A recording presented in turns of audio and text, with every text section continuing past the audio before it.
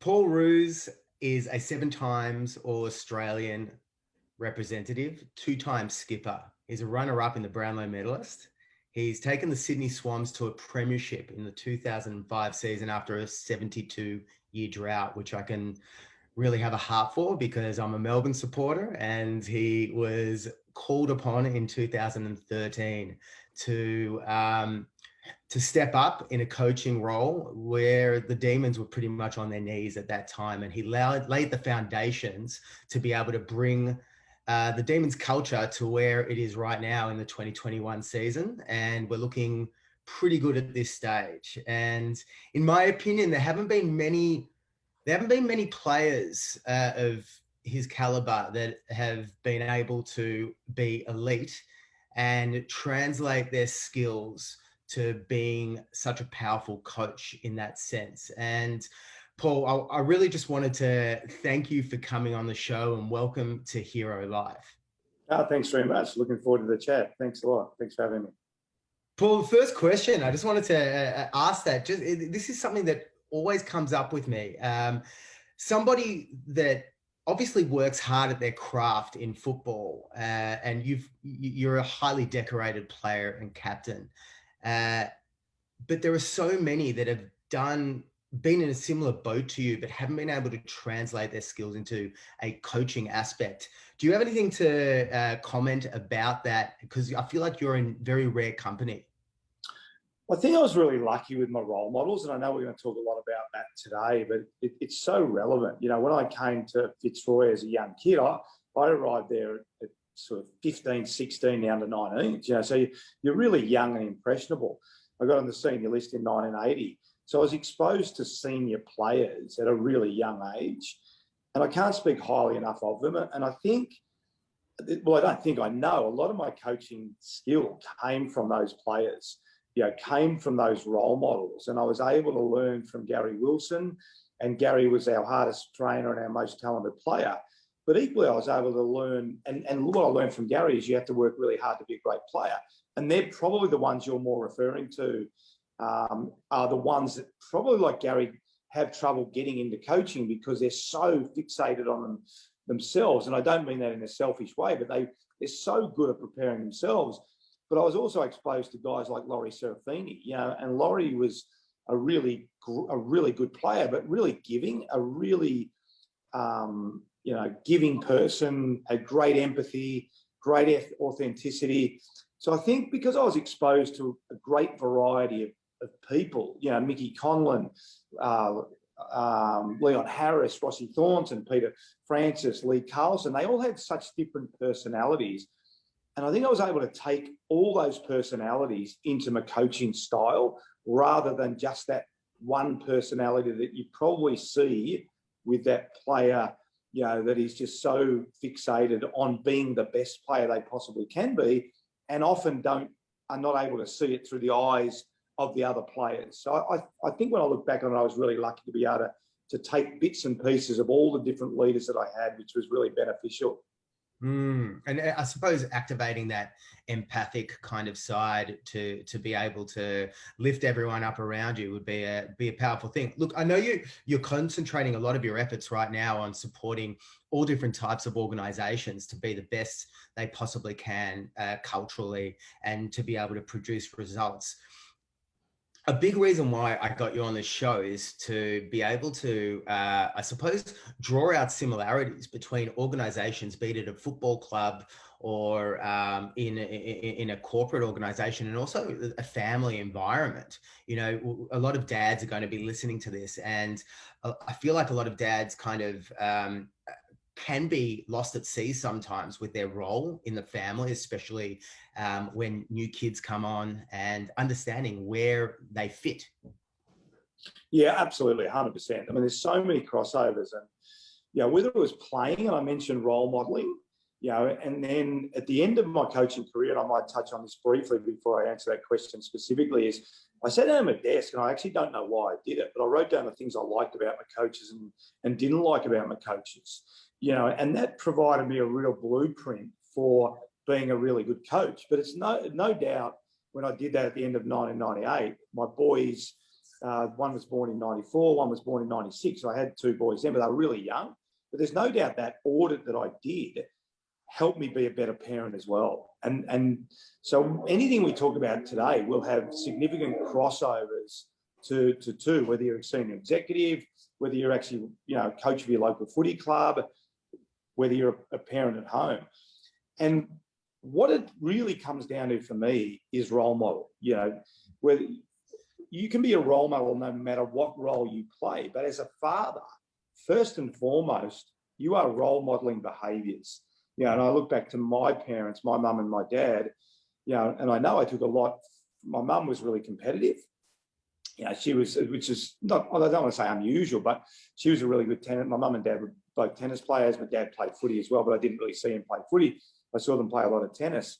And I know I picked up so much from both of them. But if you talk about my dad, the dad was a real gentleman. And one of the great things when my dad passed away three years ago, but when I would run into someone and they say, oh, I knew your dad through T&G, or I knew your dad through Commercial Union, to a person, they always say, oh, gee, he was a lovely person, and he was my boss.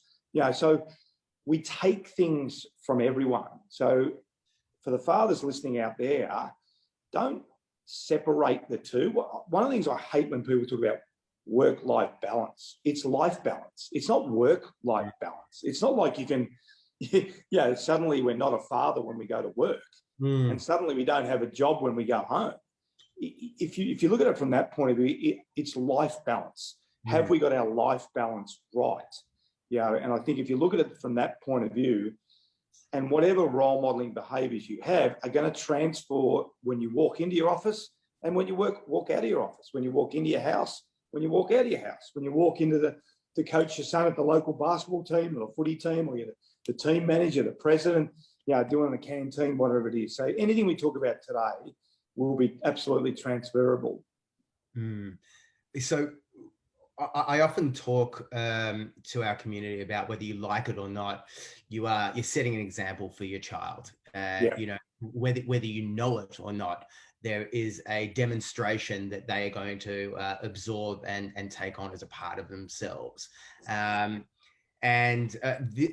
of what you were saying there just makes complete and utter sense. And we also talk a lot about the oxygen bag philosophy, being able to give to yourself so you can actually give to your family. Yeah. What are your thoughts on being able to have an adequate amount of exercise and also contributing to your mind and sense of mental well-being as well, so you can give to your family? Yeah, I mean, really, it simply comes down to the notion that people, and particularly wife and kids, are expecting you to turn up as the best version of you. So in order to do that, you have to look after yourself. I think too, and that's the balance about giving and taking in a sense of looking after myself, but it's not really taking if you look at it from that point of view. Because if you turn up grumpy and miserable and haven't had any sleep, who gets negatively affected by it? The kids. So in order to be the best father or the best CEO or whatever it is, and I talk about this regularly, you have to look after yourself. There is no, one of the best quotes I've heard from a business point of view is, your own health will determine the health of your business. And it's relevant to a family. Your own health will determine the health of your family. It has to be. Because your kids are watching. I listen to my boys now, and they're 25 and nearly 27. And my oldest son, Dylan, works in a sort of mental health space, men's health space. And it's funny when he talks about the things he learned from me are a lot around, healthy eating, going for a run, going to the gym, playing tennis, playing basketball. Now, I didn't necessarily set out for that to happen. But again, whenever you think about often what your kids do, it's related to what you do, So, think about it from that point of view. Your health will determine the health of your family. And it's a really good way to look at it. Yeah, and I think, look, a lot of dads do, because we live in a society where if you do take time out from work per se to be able to, balance this healthy lifestyle, there can be a lot of guilt associated with it. But I've always looked at it, and we encourage our dads to look at it as an investment in in yourself and in your family. And I think that's an important kind of task to look at. Look, I've got to ask you, you mentioned you sat down and you wrote down on a piece of paper. I don't want to know names or anything like that, but I'd love to hear a couple of attributes that you felt detracted from your experience playing in these football clubs, and attributes that really, really gave to your experience in these football clubs. Yeah, look, and when I talk about my ex-coaches, I talk about them understanding it was a different era. So you've got to understand it was a different era, and you've got to understand that they didn't have any time. So Robert Walsh was the first senior coach. David Parkin was the second senior coach. Walshy was a school teacher. We trained in the afternoon. We got the training at 4:30, started at 5, finished at 7:30, 8 o'clock, jumped in the car, went home. And it was just the way it was. But when I wrote down the notes, it was in 1998, we were on the cusp of becoming full-time. And society had changed dramatically. So really it wasn't at all to detract from their ability to get me to be the best player I could be in that environment. But what it was saying, things are about to change. What is going to change? And if I am going to coach, how will that change? And if I look at my father, and I say this to my two boys all the time, you have to be a better father than I was, because one of my goals was to learn from my father, take the best bits and take the negative bits. Generationally, we have to keep improving. So it's by no way a criticism of the coaches. It's just the way it was. But one of the big was after a game. I remember after a game, coaches used to just destroy players after a game. You know, just tear strips off them. And I thought, it just doesn't, it's not sustainable. You know, A, you don't have all the information straight after a game when you've got about 4 minutes to get from the coach's box. You know, and B, you can't take that time back. You know, so that's a really big one. So under pressure as dads, you know, if something happens in the family or something happens to the kids, try and take a deep breath. It's really difficult, but try and take a deep breath. Try and get as much information as you can. Try and because once you make those, you know, loud, bold, aggressive statements, it's hard to pull it back. So that's probably a really big one on the list of 25 points. You know, the things that were really positive from some of them is just, I always talk about solutions. Give me solutions. Don't tell me what the problem is all the time. Yeah, so the ones that I wrote down were positive were about finding solutions. Tell me at quarter time under pressure what I can do better, how we can do better as a team. Yeah, and they probably go hand in hand a little bit, don't they? You know, rather than focusing on the negatives all the time, you know, focus on the positives. Well done. And we probably, as parents, as leaders, as coaches, we always focus on the negatives because we think that's going to make the most improvement. But I think we need to focus more on the positives. And often my business partner tells a great story. I know his son's heard this, but he says he reflects when he gets on the weekend. And he remembers, he says, oh, don't do this, don't fight with your sister, don't be make sure you're respectful of your mum, put your clothes away, do this. And then he said, he lives in Geelong, he said, I drive down to Melbourne on Mondays. I think he's done so much right on the weekend, but I actually didn't tell him. All I did was focus on the negatives all weekend. So it's a really good reminder for all of us. Yeah, well done. Thanks for putting that, thanks for putting your clothes in the hamper. Look, next time, do you mind just whacking your shoes in the cupboard? Yeah, fantastic. Rather than, gee, why didn't you whack your shoes in the cupboard? The kid's sitting there going, oh, hang on, I put my clothes in the hamper, but no one notices that. So there's a little technique that I think we can all do better at.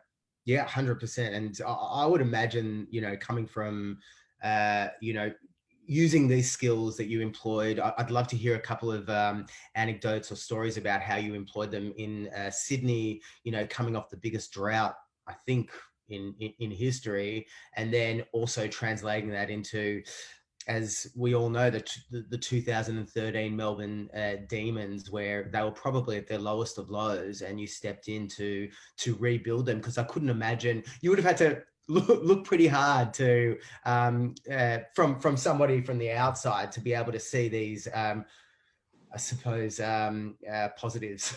Let's call them. Yeah, and it's a great point, because what I learned at Sydney is as we started to get better, I could be a little bit more critical, because in order to get to winning a premiership, you've got to set certain standards. So building relationships is really important. So I had good relationships with the Swans players because I played with them. So I knew Stewie Maxwell really well, Mickey O'Loughlin, Goodsey, Leo Barry, et cetera, et cetera. So But we started basically the same. We set a foundation for how we're going to behave, and the players did that themselves with the coaches at Coffs Harbour for Sydney and at Sorrento for Melbourne. They picked their leadership group based on our behaviours, so that was really, really similar. Melbourne was starting from way, way further back, to your point. So what I had to do at Melbourne was make sure, even in the early stages, we were finding positive stuff. Well done.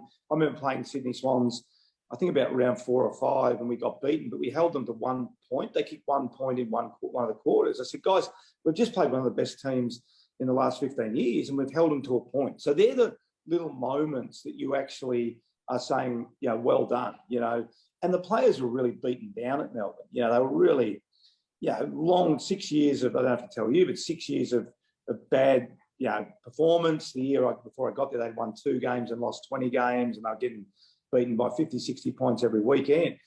So working with Nathan Jones and Lyndon Dunn and Jeremy Howe and James Frawley and Maxi Gawn, and try to be as positive as you possibly can and say, but you are doing a lot of things right. And then there's a stage where, in order to get to the next level, so we actually got from 2 wins the year before I got there to 10 when I left. So we got to that level where then it started to have to become a bit pointier. How do we then get from that level? But to be able to get to where we got to was on the back of a lot of positive stuff, a lot of reinforcement about well done, as well as saying we have to do this better, building really strong relationships with the players and them knowing that we cared about them. We really cared about them as people, not just as players.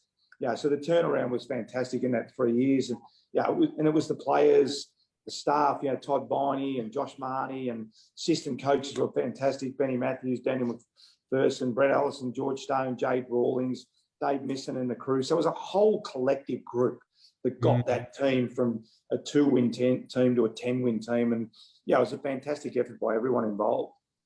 Yeah. So the thing I find really, really interesting and from an outsider's perspective, challenging is this long-term perspective and this natural kind of rebuilding phase that naturally takes place, which I can see being applicable to families as well. Like, building relationships over the long term, that patience that would need to be present and involved in this rebuilding phase. I mean, you stepped into the Demons in 2013. It's 2021 now.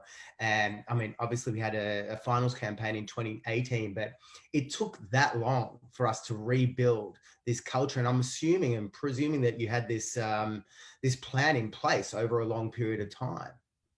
Yeah, absolutely. And I think, there's pressure on Footy Club because the media, like our results are in the paper every week. So from a corporation, they don't have that. And even from a family, you don't have that. There's clearly pressure from people coming in and seeing your kids act up or whatever it might be, but you don't have the pressure of having your game on. So I think as a leader, and this is where fathers, as a leader, you have a plan. You've got to be really strong. It doesn't happen overnight, and I did that. And having coached Sydney, I couldn't have done the Melbourne job had I not coached Sydney. No way. It was just too difficult to be able to do that. But because I had the plan, I knew the plan was going to work. I knew we had to chip away. I knew I was going to get criticised at times. But, having had the success at Sydney, it probably wasn't as, I got a bit of a free pass for a little while and then people jump on your back. But what I would say to dads is often don't wait for big moments. It's little things aren't really little things. So if it's dropping the kids off, I've got a busy day, but I can drop the kids off. I can have breakfast one day a week. These are the things your kids remember. Don't wait for the big holiday to Aspen at the end of the year or Hawaii or, the kids are going to love that. But believe me, that's not absolutely what they remember.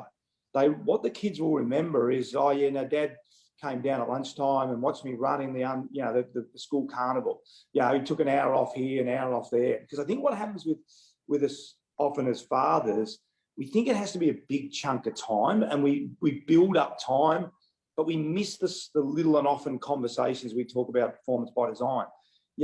Tucking the kids into bed, reading a story, being present, get off your phone for half an hour. You talked about exercise before. The number of hours that I spent with the boys throwing basketballs and kicking footies and playing tennis, and I loved it. So it was part of my exercise as well.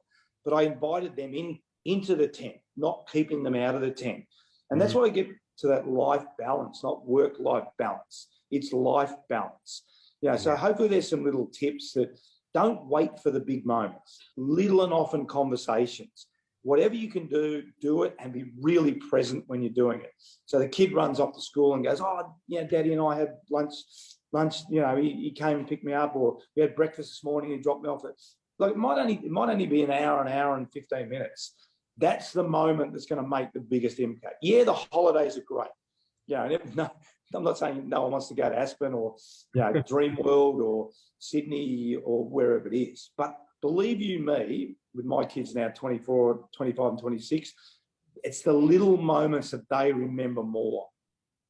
And it's the consistency, I suppose, being able to, and you're spot on, being able to incorporate your own kind of exercise regime and couple that with time with your kids. I mean, they're like the ever ready bunny. They just go and go and go. So you've got the opportunity to sweat, to teach them exactly, and they have this kind of, I suppose they look up to you in a certain sense, on a physical realm as well, for you to be able to teach them different skills and whatnot as well.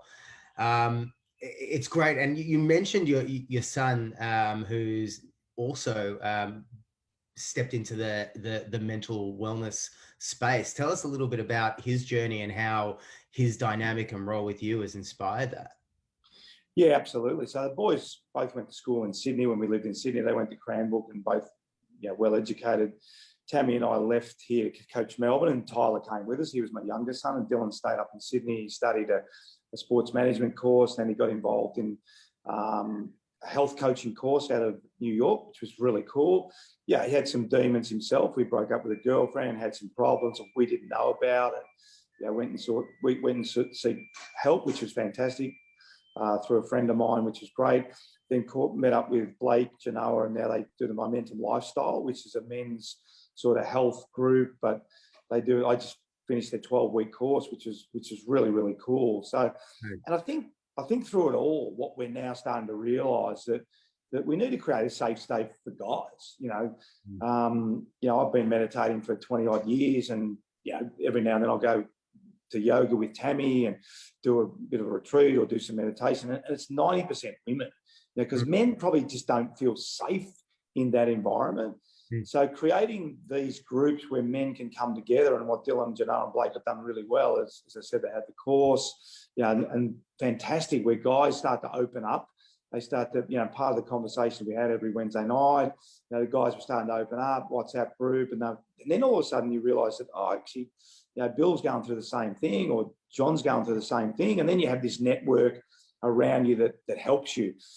And I think for me, that's one of the great things about footy clubs. Footy clubs help each other. It's not just about football. If anyone out there thinks it's, whether you go for Richmond or Melbourne or Carlton, it's not just about football anymore at footy clubs. It's about helping players become better human beings. And that's the great thing about being involved in a footy club.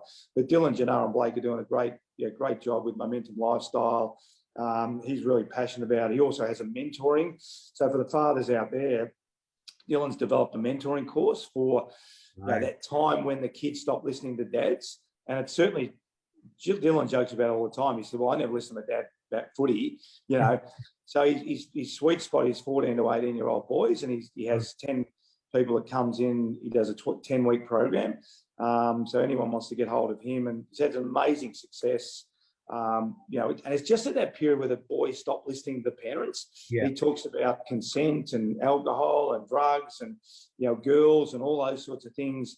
And it's really like a mentor buddy system. And it's been so pleasing, because some of the parents that I've spoken to, some of the endorsements they've had and it's a really, really good idea. And it's certainly something I wish I could have accessed for my boys. And they've grown up really healthy and in a good environment. But when they stop, how was school today?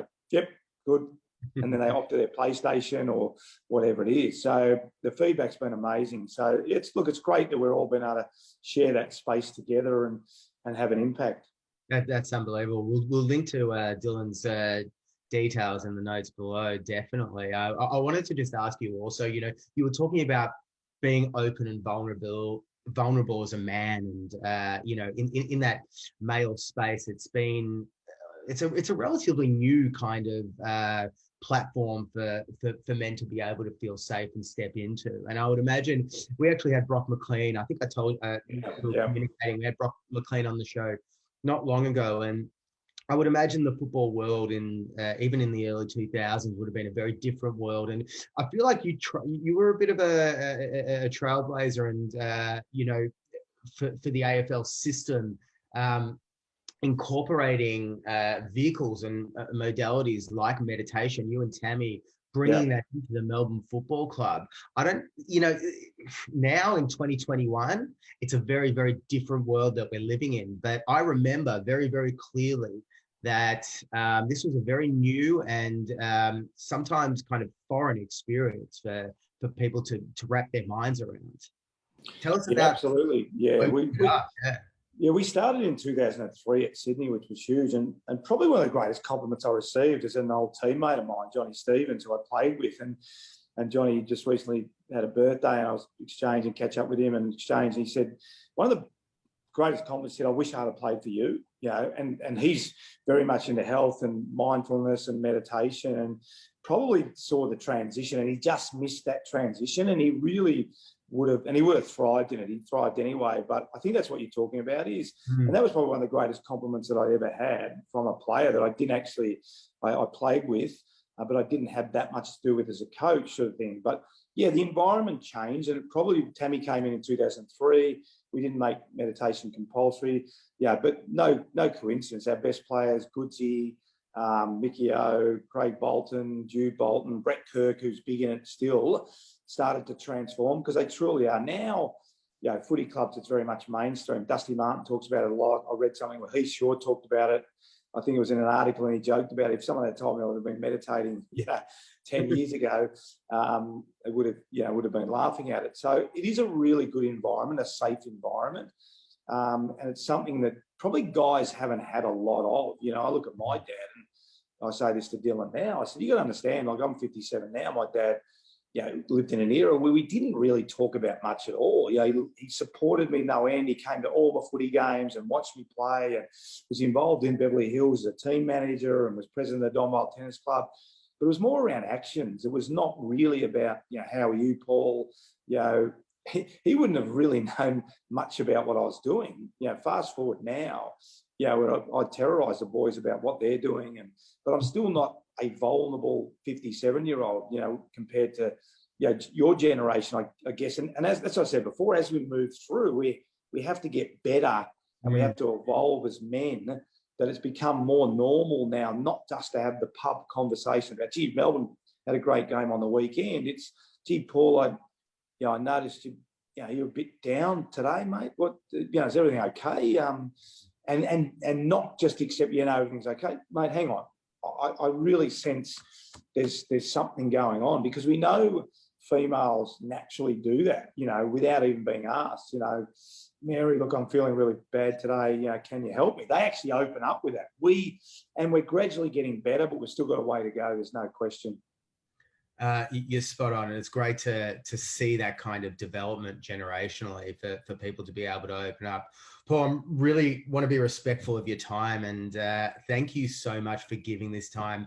I see so many similarities between all the organizations that you've played a major role in, and how that can translate into a father's role in the family, and how they can kind of participate in developing their children, and also relating to their partners as well. So it's been an incredible experience. One last question. Could you think of one thing that our dads might be able to activate today that, just jumps out at you, that they might be able to take action with today, that is just going to give them a little bit more clarity on their role as a father in this world?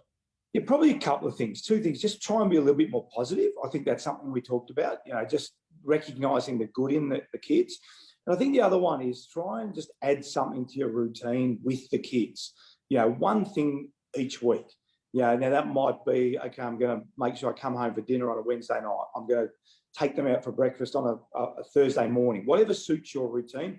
But I want you to add one thing, right? One thing where you're absolutely present. It might be down the park for a kick of the footy, or if you've got daughters, netball, well, the girls play footy now anyway. So what I'm saying is pick one thing and I want you to add it for the next month and make it a habit within a month's time, that it just becomes exactly what you do. And then all of a sudden the kids will recognise that and it'll be one of the best parts of their week. We talk a lot about habits in Hero, and that's just a beautiful way to end this interview. What a great way to kind of create a bonding experience with the kids. I want to thank you once again, Paul. You've been very generous with your time. Thank you so much, mate. No, it's been a pleasure. Well done. Thanks for having the conversation. Thank you.